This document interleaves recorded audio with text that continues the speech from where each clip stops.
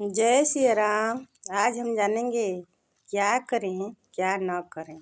हमें किन किन बातों का ध्यान रखना चाहिए जिससे हमें जीवन में असफलताओं का मुंह न देखना पड़े, और हम क्या करें कि हमारे भाग्य में चार चांद लग जाए। आज हम बहुत सारी टिप्स जानने वाले हैं, तो वीडियो के अंत तक बने रहें। चलिए वीडियो को शुरू करते हैं।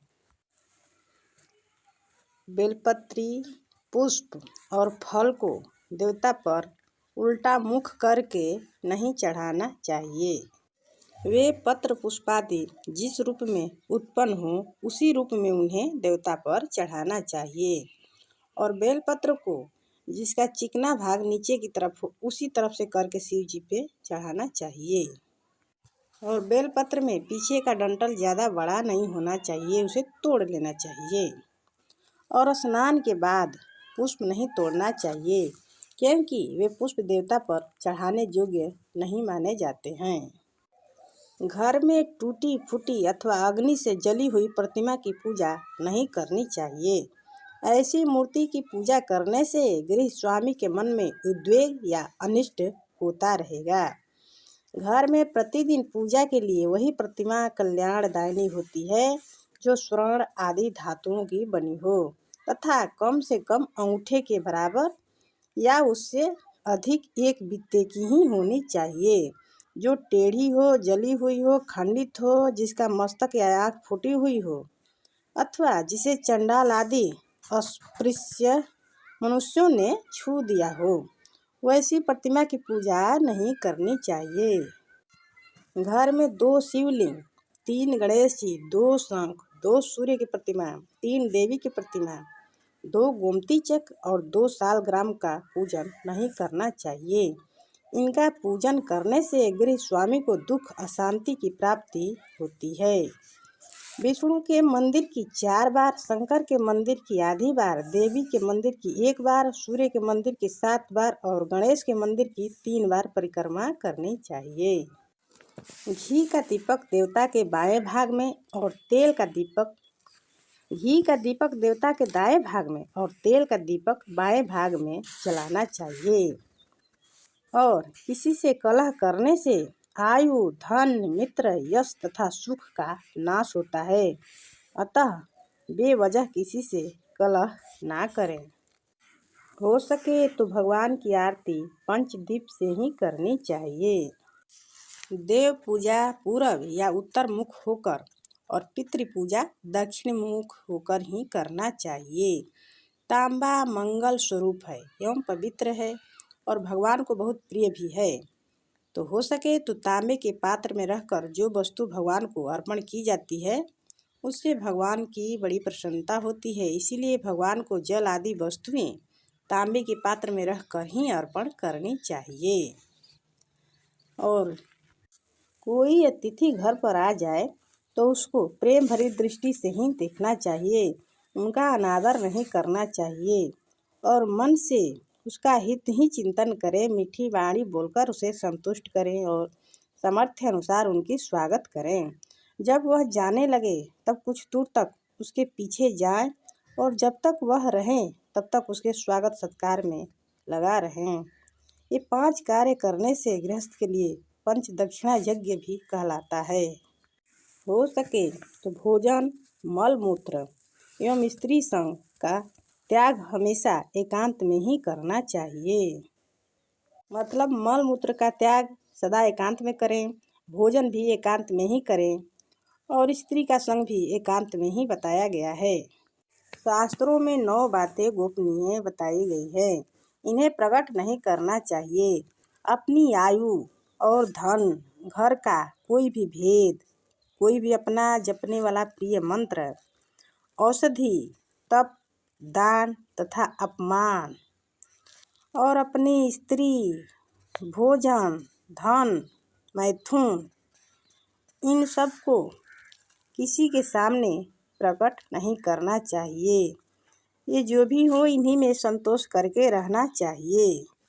लेकिन अध्ययन, तप, जप और दान, इन तीनों में संतुष्ट होकर ही इसका पालन करना चाहिए। तप से यहाँ मतलब है आपकी जितनी समर्थाएँ हो उतना ही दान करें। और तब जब से मतलब है कि श्रद्धा एवं विश्वास के साथ जितना समय मिल सके उतना में ही जप करनी चाहिए और स्वाध्याय भी करना चाहिए। एक हाथ से कभी भी प्रणाम नहीं करना चाहिए, क्योंकि उसके जीवन भर का किया हुआ पुण्य निष्फल हो जाता है। पैर हमेशा दोनों हाथों से ही छूना चाहिए और अच्छे लोगों की तो पैर जब छुएं तो अंगूठा जरूर छुएं और नकारात्मक विचार वाले व्यक्तियों की जब पैर छुए तो अंगूठा ना छुएं, भूल से भी ना छुएं, उससे ऊपर ही प्रणाम कर लें। किसी भी प्राणी के ऊपर से लांघ कर नहीं जाना चाहिए। अगर कोई सोया है तो उसके ऊपर से नहीं लांघना चाहिए। किसी भी शुभ या अशुभ वस्तु को भी नहीं लांघना चाहिए और ना ही उस पर पैर रखना चाहिए। अपने आचार्य, पिता, माता और बड़े भाई का कितना भी दुखी होकर भी उन्हें अपमान नहीं करना चाहिए, क्योंकि आचार्य परमात्मा की मूर्ति हैं, पिता ब्रह्मा की मूर्ति हैं और माता पृथ्वी की मूर्ति हैं और भाई अपनी ही मूर्ति हैं। जो स्त्रियां घर के बर्तनों को सुव्यवस्थित रूप से न रखकर इधर उधर बिखेरे रहती है, सोच समझकर काम नहीं करती, सदा अपने पति के प्रतिकूल ही बोलती है, दूसरे के घरों में घूमने फिरने में रुचि रखती है और लज्जा को सर्वथा छोड़ देती है, उनसे माता लक्ष्मी जी अप्रसन्न होकर उनका घर त्याग देती हैं। और हो सके तो स्त्री को धोबी, उल्टा, अधम और कलह प्रिय स्त्रियों से अपनी मित्रवत व्यवहार नहीं करना चाहिए, यानी अपनी सखी न बनाएं। स्त्रियों को अपने भाई बंधुओं के यहाँ अधिक दिनों तक नहीं रहना चाहिए, इससे उनकी कृति, शील तथा पतिव्रत्य धर्म का नाश हो जाता है। बस जितना दिन जरूरी हो उतना ही दिन रहना चाहिए, इससे अनावश्यक नहीं रहना चाहिए किसी के भी घर में। भोजन सदा पूर्व अथवा उत्तर की ओर मुख करके ही करना चाहिए। परोसे हुए अन्न की निंदा नहीं करनी चाहिए, वह स्वादिष्ट हो या न हो, प्रेम से भोजन कर लेना चाहिए। जिस अन्न की निंदा की जाती है वो राक्षस श्रेणी में आते हैं या उस अन्न को राक्षस खाते हैं। और भोजन करते समय हो सके तो मौन ही रहना चाहिए। सदा पूर्व या दक्षिण की तरफ सिर करके ही सोना चाहिए। उत्तर या पश्चिम की तरफ सिर करके सोने से आयु क्षीण होती है तथा शरीर में रोग उत्पन्न होते हैं। पूर्व की तरफ सिर करके सोने से विद्या प्राप्त होती है। दक्षिण की तरफ सिर करके सोने से धन तथा आयु की वृद्धि होती है। पश्चिम की तरफ सिर करके सोने से प्रबल चिंता बढ़ती है और उत्तर की तरफ सिर करके सोने से हानि तथा मृत्यु होती है, अर्थात आयु क्षीण होती है। बांस या पलाश की लकड़ी पर तो कभी भी नहीं सोना चाहिए। दिन में और सूर्योदय के बाद सोना आयु को क्षीण करने वाला है। प्रातःकाल और रात्रि के आरंभ में भी नहीं सोना चाहिए, यानी गोधूली बेला में नहीं सोना चाहिए। खड़े होकर भी जल नहीं पीना चाहिए। ऐसा माना जाता है कि शत्रु की वृद्धि होती है और थोड़ा भोजन करने वालों को 6 गुण प्राप्त होते हैं।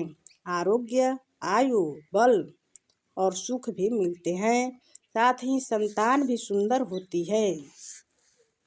अधिक भोजन करना आरोग्य, आयु, स्वर्ग और पुण्य का नाश करने वाला तथा लोक में निंदा कराने वाला है, इसीलिए अति भोजन का परित्याग करना चाहिए। अपनी ही वाणी से अपने गुणों का वर्णन करना अपने ही हाथों अपनी हत्या करने के समान है। हो सके तो शत्रु के भी गुणों को ग्रहण कर लेना चाहिए और गुरु के भी दुर्गुणों का त्याग कर देना चाहिए। अगर स्वयं गुरु जी ही हो और दुर्व्यवहार करते हों तो उनका वो गुण नहीं अपनाना चाहिए। स्वजनों के साथ विरोध, बलवान के साथ स्पर्धा और स्त्री, बालक, वृद्ध या मूर्ख के साथ विवाद कभी भी नहीं करना चाहिए। विवाह और विवाद सदा सम्मान व्यक्तियों से ही होना चाहिए। अधिक साहस, अधिक शयन, अधिक जागरण, अधिक स्नान और अधिक भोजन ना करें। विद्या चाहने वाले को अपने क्षण को नहीं गंवाना चाहिए और धन चाहने वाले को कण का त्याग नहीं करना चाहिए, यानी कण कण में भी धन का संग्रह करना चाहिए। और विद्यार्थी को भी इस क्षण उस क्षण करने से भी विद्या पर असर पड़ता है। छोटी छोटी बातों के लिए शपथ नहीं लेनी चाहिए। व्यर्थ शपथ लेने वाला मनुष्य इहलोक और परलोक में भी नष्ट होता है।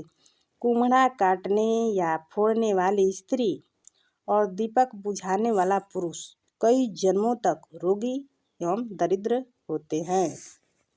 ब्राह्मण, क्षत्रिय, वैश्य, शूद्र अथवा नीच जाति में उत्पन्न हुए पुरुष से भी यदि ज्ञान मिलता है उसे श्रद्धापूर्वक ग्रहण करना चाहिए। कल किया जाने वाला काम हो सके तो आज ही कर लें। सायंकाल में किया जाने वाला काम को प्रातः काल ही पूरा कर लें, क्योंकि समय एवं मौत ये नहीं देखती कि काम पूरा हुआ कि नहीं। दूसरों से गाली सुनकर भी स्वयं उन्हें गाली नहीं देनी चाहिए। गाली को सहन करने वाले का रोका हुआ क्रोध ही गाली देने वाले को जला डालता है और उसके सारे पुण्य को ले लेता है, यानी ग्रहण कर लेता है। मनुष्य को 5 वर्ष तक पुत्र का प्यार से पालन करना चाहिए, 10 वर्ष तक उसे अनुशासित रखना चाहिए और 16 वर्ष की अवस्था प्राप्त होने पर उसके साथ मित्र की तरह ही व्यवहार करना चाहिए। अब जान लेते हैं कि इस मास में क्या नहीं खाना चाहिए। तो चैत्र मास में गुड़ नहीं खाना चाहिए, बैसाख में तेल नहीं खाना चाहिए, जेठ के पंथ को नहीं खाना चाहिए, आषाढ़ में बेल नहीं खाना चाहिए, सावन में साग, भादों में दही, कुआर में करेला नहीं खाना चाहिए और कार्तिक में दही नहीं खाना चाहिए, भादों में मही यानी मट्ठा नहीं खाना चाहिए, अगहन में जीरा नहीं खाना चाहिए, पूस में धनिया नहीं खाना चाहिए और माघ में मिश्री नहीं खाना चाहिए, फाल्गुन में चना नहीं खाना चाहिए। इन बातों का ध्यान रखा जाए तो उसके घर में वैद्य की आने की जरूरत नहीं पड़ेगी। जो व्यक्ति इन जीवनोपयोगी आवश्यक बातों को अपनाता है उनके घर में धन धान्य की वृद्धि होती है और माता लक्ष्मी जी चिरकाल तक प्रसन्न होकर उस घर में निवास करती हैं। और जितना से जितना हो सके इन नियमों का पालन करने से भाग्य भी चमक जाता है। व्यक्ति को जीवन में असफलताओं का मुंह ही नहीं देखना पड़ेगा। इसीलिए जितना हो सके उतना इन सभी बातों को अपनाएं और अपने जीवन में चमत्कारी बदलाव लाएं। तो आज के लिए बस इतना ही। अगले वीडियो में फिर कोई नई जानकारी के साथ उपस्थित होंगे। तब तक के लिए जय श्री राम, धन्यवाद। प्लीज़ लाइक, शेयर, सब्सक्राइब ज़रूर करें।